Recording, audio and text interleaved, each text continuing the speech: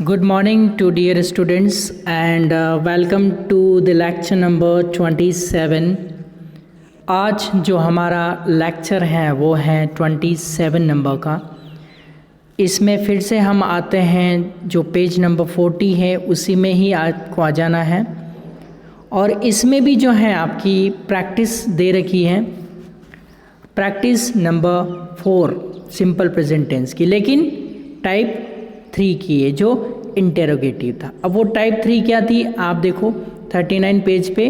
जो टाइप 3 यानी कि डू या डस को हम स्टार्टिंग में कर रहे थे और सब्जेक्ट को पीछे कर रहे थे। तो ये टाइप 3 के इससे कुछ प्रैक्टिस 4 है। तो प्रैक्टिस 4 में आपको क्या करना है, इंटेरोगेटिव जिसको आई से बताया जाता है, तो इसको हम सबसे पहले ट्रांसलेट करेंगे और जो जॉक्स हैं उसको समझेंगे और दूसरों को सुनाएंगे। तो सबसे पहले हमारे सामने है ये पिक्चर, जैसे ये है सामान्य वर्तमान काल जो है टाइप 3 यानी कि इंटेरोगेटिव, यानी कि आई का सिंबल जो होता है वो इंटेरोगेटिव का होता है। अब इसको आप समझें। सबसे पहला पिक्चर, इस पिक्चर को देख के आपके दिमाग में क्या आ रहा है, क्या समझेंगे आप इस पिक्चर को देखते हुए? एक लड़का है, एक लड़की है, ऐसा इमेजिन कीजिए। फिर भी नहीं समझ में आए तो नीचे जो आपका सेंटेंस दे रखा है, मेनली इसको ट्रांसलेशन क्या होता है, ये हमें ट्रांसलेशन सीखना है कि किस तरह से हम क्या ट्रांसलेट करते हैं, ये आपको सीखना है। देखो, तुझे अंग्रेजी लिखना पसंद है क्या? अब ये जो है, ये लड़की इस लड़के को ऐसा बोल रही है, या फिर ऐसा मान लो कि इसके हाथ में तो ये इससे पूछ रहा होगा, ऑब्वियसली ये लिख रहा है तो ये इससे पूछ रहा है। ऐसा कुछ भी इमेजिन कर सकते हो पिक्चर में, कोई बाउंडेशन नहीं है कि आप यही चीज़ इमेजिन करें। See the picture and make the story वाली आपने 5th क्लास वाले बच्चों ने तो पढ़ी होगी, एग्ज़ाम्स वगैरह में भी आती है, जिसमें आपको इमेज देखना होता है और इमेज को देखते हुए आपको स्टोरी बना देनी है। वो आपकी लैंग्वेज में यूज़ करते हैं, आपके वर्ड यूज़ करते हैं। तो इसमें जैसे ठीक है, ये लड़का इस लड़की को पूछ रहा है, ऐसा मान लेते हैं कि तुझे अंग्रेज़ी लिखना पसंद है क्या, यानी कि सवाल कर रहा है, प्रश्न कर रहा है, इन्हें जवाब की तलाश करने की कोशिश कर रहा है। तो सबसे पहले क्या से जो सेंटेंस स्टार्ट होते हैं, क्या या तो सेंटेंस के पीछे होगा, या इसको ऐसे भी कह सकते हैं, क्या तुझे अंग्रेज़ी लिखना पसंद है? तो भी जवाब यस और नो में ही आता है। क्लियर? उसका जवाब जो मिलता है यस और नो में ही मिलता है। तो आप क्या करेंगे, क्या से जो सेंटेंस स्टार्ट होता है उसमें आपको पता है डू या डस को आगे करना, तो अभी हमें पता नहीं तो इसकी थोड़ी सी मार्जिन, यानी कि हम इसकी थोड़ी सी जगह छोड़ देते हैं। ये यहाँ पता नहीं है, डू आएगा डस आएगा पता नहीं। अब हम काम करते हैं सब्जेक्ट को सर्च करने का, कि हमें सब्जेक्ट को ढूंढना है। अब सब्जेक्ट निकालने के लिए पूरा प्रश्न पढ़ते हैं। क्या करते हैं, हम हिंदी का पूरा प्रश्न पढ़ते हैं और उस पर एक सवाल पूछते हैं, कौन। अगर कौन से जवाब नहीं मिले तो फिर आपको पूछना है किसने। तो आपका क्या निकल जाएगा, सब्जेक्ट निकल जाएगा। तो चलिए पूछते हैं। यहाँ पे हमें पता नहीं था, हमने स्पेस छोड़ दिया, डू आएगा डस आएगा कुछ भी पता नहीं है।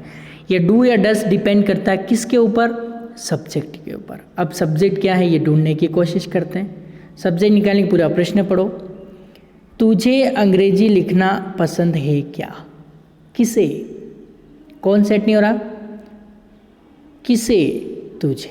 तो तुझे के लिए सब्जेक्ट हमने ले लिया, जो स्पेस छोड़ी उसके आगे हम लिखेंगे यू, क्योंकि आगे क्या आएगा, डू या डज आएगा, क्योंकि क्या शुरुआत या लास्ट में आता है तो इंटेरोगेटिव कैटेगरी कहलाती हैं ये। अब हमें पता चल गया यू के साथ क्या लगता है, डू, तो हमने जहाँ स्पेस छोड़ी नहीं, यू के साथ आएगा क्या, उसके लिए हम पूर्ति करते पीछे हैं प्रेजेंट। पसंद ये मतलब पसंद करते हैं क्या, तो आपको पता है या तो नोट वाले हो यानी कि नेगेटिव हो, या कोई प्रश्न पूछने वाले हो, कुछ भी हो, या तो नेगेटिव हो या इंटरोगेटिव हो, उनके आगे हम डू या डज ही यूज़ करते हैं। केवल अफर्मेटिव में एस, यस और फर्स्ट फॉर्म का यूज़ करते हैं। बाकी टाइप 2 से लगाकर टाइप 6 तक डू डज ही चलता है, चाहे नेगेटिव हो चाहे इंटेरोगेटिव हो, आपको डू डज ही चलाना है। तो आपको पता चल गया यू है तो आप डू लगा दीजिए। अब पसंद है, पसंद को क्या कहते हैं, लाइक। फिर देखो लास्ट से आगे चलते जाओ, कुछ नहीं, सब्जेक्ट लेके आपको पीछे से आगे चलना और कुछ नहीं करना। ना आ रहा है तो ना के लिए आपने क्या लगा दिया, टू। लिख, लिख के लिए राइट, अंग्रेज़ी इंग्लिश, कितना इजी वे बन गया। और do you like to write English, क्या तुझे अंग्रेज़ी लिखना पसंद है, या इसको ऐसे कह सकते हैं तुझे अंग्रेज़ी लिखना पसंद है क्या। तो ये जवाब देगी या तो यस में देगी या फिर नो में। यस नहीं होता, यस, ये यस नहीं होता है, इसको हम यस नहीं बोलते, क्या बोलते हैं, यस। क्या बोलते हैं, यस। ओके, चलिए अब आगे की इमेज देखते हैं। नेक्स्ट अगला क्या है, ओ, तो ये मान लो ये ब्रदर हो सकते हैं या कुछ भी हो सकते हैं। तो जैसे इसमें एक सेंटेंस है, क्या आगे भी लगा सकते हो, क्या पीछे भी लगा सकते हो, कहीं भी आप लगा सकते हो। ओके, तो चलिए क्या है ये लड़का जो है,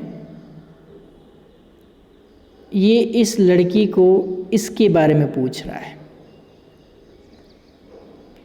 सेंटेंस है, वह तुझसे प्रेम करता है क्या। अब क्या से शुरू हो रहा है, लास्ट में फर्स्ट में हो तो हेल्पर की जगह छोड़ दो।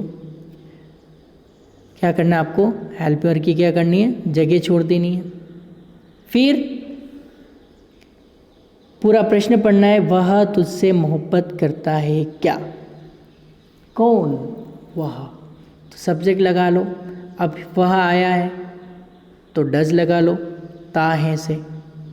ओके, और फिर मोहब्बत करना, ये वर्ड है आपका लव, और तुझसे तो यू, और ये क्वेश्चन मार्क ऐसा कैसा लग जाएगा। तो ये इजी वे में ट्रांसलेट हो जाएगा। आगे चलते हैं। अब ये डॉक्टर हैं, ये पेशेंट है, ये कुछ बीमारी होगी इसको, तो ये डॉक्टर इसको कह रहा है कि तू सिगरेट पीता है क्या, तू यानी कि धूम्रपान करता है क्या, स्मोकिंग करता है क्या, यानी कि यस और नो में जवाब देगा कि हाँ मैं करता हूँ, नहीं मैं नहीं करता हूँ। तो इस तरह से जवाब पूछने की तलाश में है। तो सबसे पहले हमें क्या करना है, इस सेंटेंस को पढ़ना है। क्या आगे पीछे अर्थ है, आगे हेल्पर की जगह छोड़ दो, फिर पूरा प्रश्न पढ़ के सब्जेक्ट निकालो। तू धूम्रपान करता है क्या, कौन, तू, तू कौन किया, तो यू निकल गया। ठीक, फिर सेंटेंस के पीछे ता है तो सिंपल प्रेजेंट, और प्रश्नवाचक को है नेगेटिव, डू या डस का यूज़ करते हैं। तो यू है तो आगे जहाँ जगह छोड़ी वहाँ पे डू लगा देंगे। और धूम्रपान करने को क्या कहते हैं, स्मोक, तो डू यू स्मोक, यही से पूछ रहा है, तो स्मोकिंग करता है क्या। ओके, चलिए ट्रांसलेट करना अब आगे आपको समझ में आ गया होगा। अब नेक्स्ट जो पिक्चर है उसको हम समझने की कोशिश करते हैं। नेक्स्ट पिक्चर क्या है, इसको हम ट्रांसलेट करते हैं। जैसे ये एक सेंटेंस है यहाँ पे, क्या तुम अंग्रेजी समझते हो। अब देखो आपको बताया क्या को आगे भी लगा सकते हैं, क्या को पीछे भी लगा सकते हैं। इसमें आप देखो तो क्या सेंटेंस के पीछे आ रहा है, और इसमें देखो आप क्या कहाँ आ रहा है, सेंटेंस के आगे आ रहा है। यानी क्या आगे भी आ सकता है और पीछे भी आ सकता है। क्लियर? चलो अब इसको हम ट्रांसलेट करने की कोशिश करते हैं। अब आपको पता है क्या आगे पीछे आता था, हम हेल्पर की थोड़ी मार्जिन या स्पेस छोड़ देते हैं। हमें पता नहीं कौन सी हेल्पर लगेगी, डू लगेगी, डज लगेगा, इज लगेगा, एम लगेगा, आर लगेगा, हैज़ लगेगा, है लगेगा, डिड लगेगा, विल लगेगा, शेल लगेगा, कैन लगेगा, कुड लगेगा, पता नहीं कौन सी हेल्पर लगेगी। तो हम क्या करते हैं, स्पेस छोड़ देते हैं। फिर हम पूरा प्रश्न पढ़ के सब्जेक्ट निकालते हैं, सब्जेक्ट की तलाश में चलते हैं। तो क्या तुम अंग्रेजी समझते हो, ये क्या 2 बार लग गया है, आप इसको एक ही बार मानेंगे, इसको आप काट दीजिए। तुम अंग्रेजी समझते हो क्या, या फिर क्या तुम अंग्रेजी समझते हो, तो कौन, तुम, कौन किया, तो आपका सब्जेक्ट निकल के आ गया। फिर हम टेंस की पहचान देखते हो मतलब प्रेजेंट, ते मतलब सिंपल। तो माइंड में क्या क्या आ रहा है, देखो एस, ईएस और फर्स्ट फॉर्म तो अफर्मेटिव टाइप 1 के लिए, और टाइप 2 से लगाकर टाइप 6 तक आपको क्या करना है, डू डज यूज़ करना है। तो हमारा ये जो है ये क्वेश्चन मार्क वाला यानी कि टाइप 4 है। तो हमें क्या करना है, डू डज को यूज़ करना है। तो हमें जहाँ यू के साथ क्या आएगा, डू। तो जहाँ स्पेस छोड़ी वहाँ पे हम क्या लिखेंगे, डू। फिर आ जाओ पीछे, समझना, समझने को क्या कहते हैं, अंडरस्टैंड।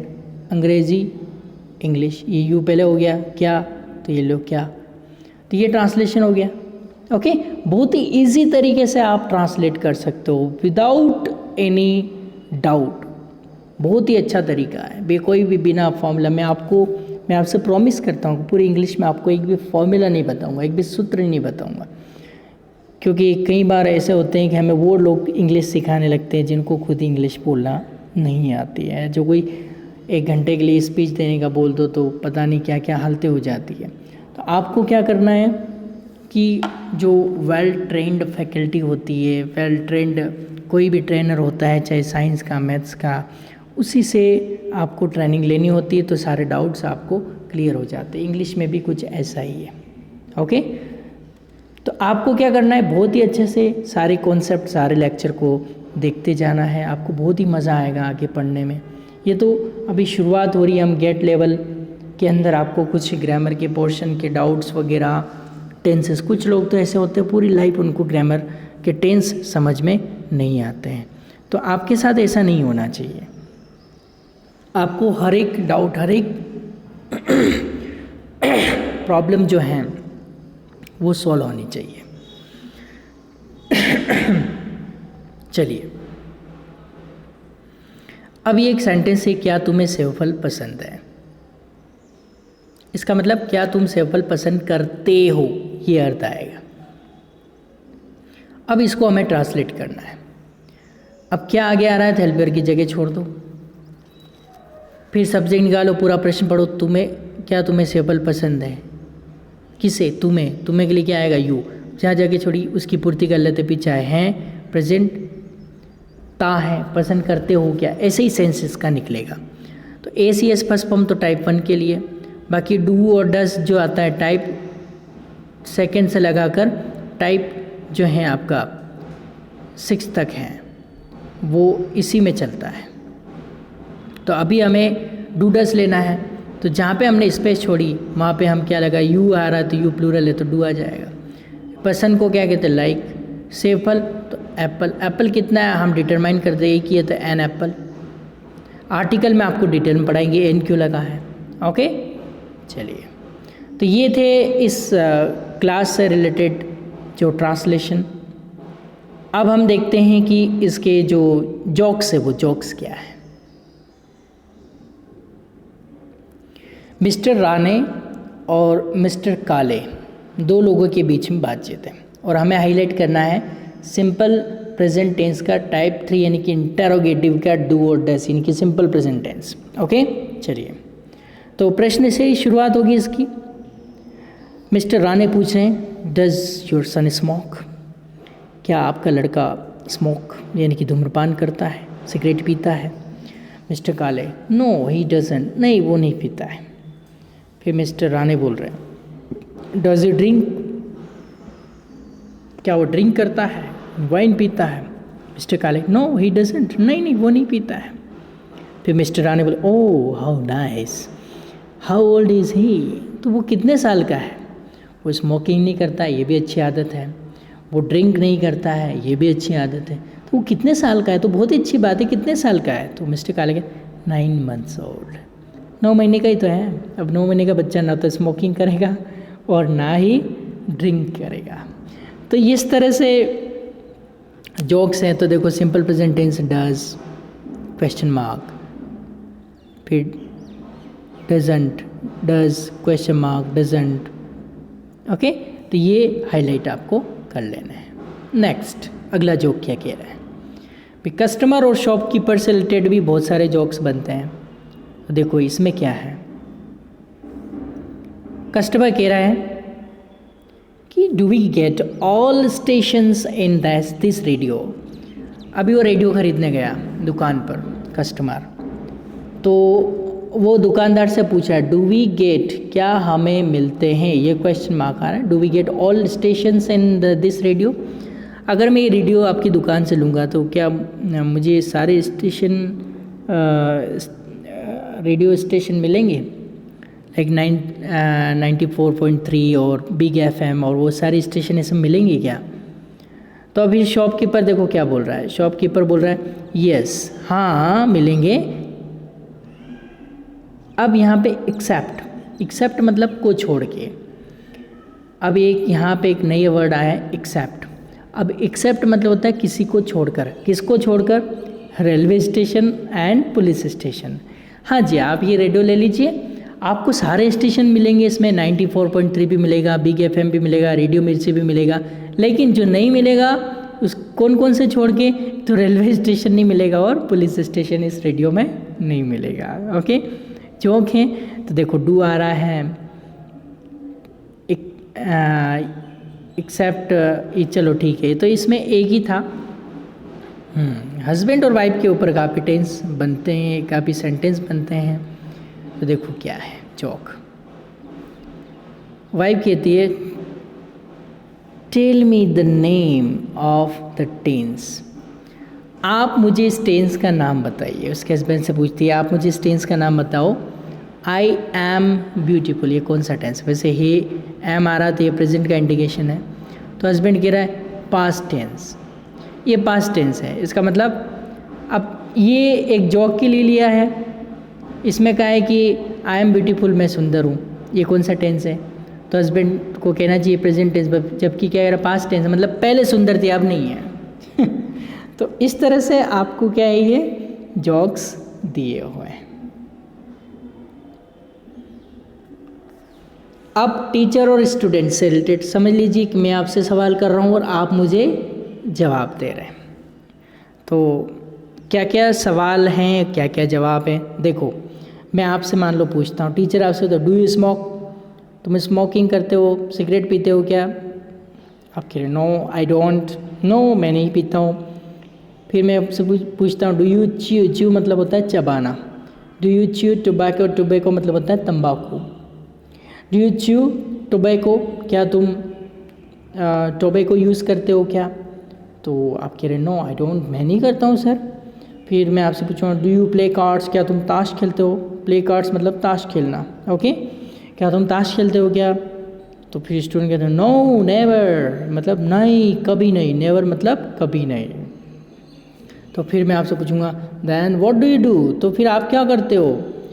तो फिर स्टूडेंट बोलता है आई जस्ट टेल लाइज, मैं केवल झूठ बोलता हूँ। इसका मतलब मैं स्मोकिंग भी करता हूँ, मैं टॉबैको भी, तंबाकू भी यूज़ करता हूँ, ताश भी खेलता हूँ। ये इस तरह से ये जोक है। तो अब आप इसमें हाईलाइट कीजिए सिंपल प्रेजेंट में। एक तो ये प्रश्न पूछा simple present, simple present, simple present, simple, पूरा ही सिंपल प्रेजेंट का ही आंसर दिया, तो भी ये सिंपल प्रेजेंट है। तो इस तरह से आपको क्या करना है, बुक में इनको हाईलाइटेड करना है। ओके, चलिए अब यहाँ पे कुछ थॉट लिखिए, इसके बारे में हम डिस्कस कर लेते हैं। वो थॉट क्या है देखिए, पहला जो थॉट है वो है वरी, पहले इनकी मीनिंग समझ लेते हैं। वरी का मतलब क्या होता है? वरी चिंता। इज़ है इक्विवेलेंट, इक्विवेलेंट मतलब उसके जैसा। इक्विवेलेंट क्या बोलेंगे? इक्विवेलेंट, इक्विवेलेंट का मतलब समान है, उसके जैसा है। ओके। 2 फ्यूनरल पायर, इसको पढ़ेंगे फ्यूनरल पायर। अगर आपको प्रोनाउंसिएशन प्रॉब्लम आ रही है तो आप इसको बार बार बोलने की कोशिश कीजिए।